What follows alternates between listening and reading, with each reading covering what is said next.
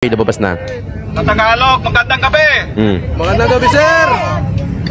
Hinahamon ko na. Nandito Yan na. na yung mga tao na giingon yung talawan. Dito na. Yung matapang, nagtago na.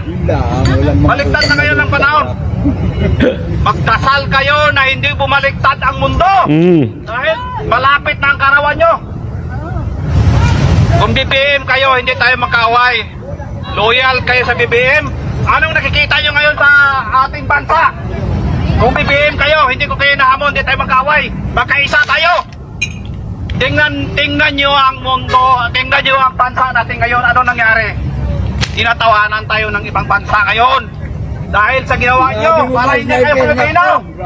Lalo nito si Torre, para hindi Pilipino. Uisit kang opisyal ka. Kung panahon na siguro, nagsabayan tayo, sa na-duty rin ako, duty pa ako, hahamunin na kita kayong barilan. Tandaan mo. Kahit anong tulong mo dyan, Parang hindi ka Pilipino, magkano ba binigay sa'yo? Hinahamon na si Torre, no? Ilang bilyon? Ikaw lang ang makinabang, ikaw magsayang buhay mo. Tingnan mo mga kapwa mo Pilipino, hindi kumakain.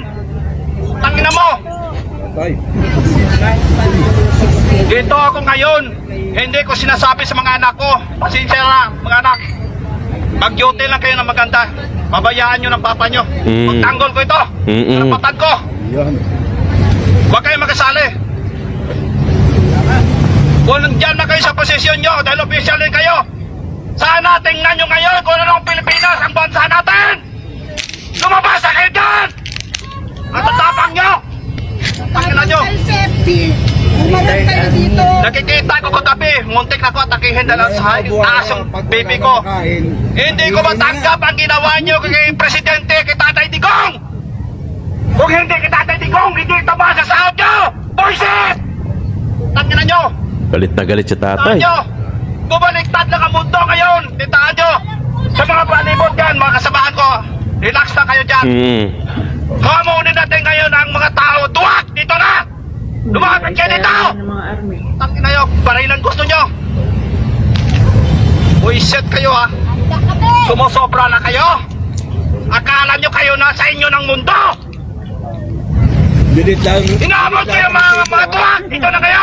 Yung matapang lumabas sa dyan! Grabe, di ba? Tangkin yung mga baril nyo! Subukan natin! tao na vlogger. Tingnan nyo ha.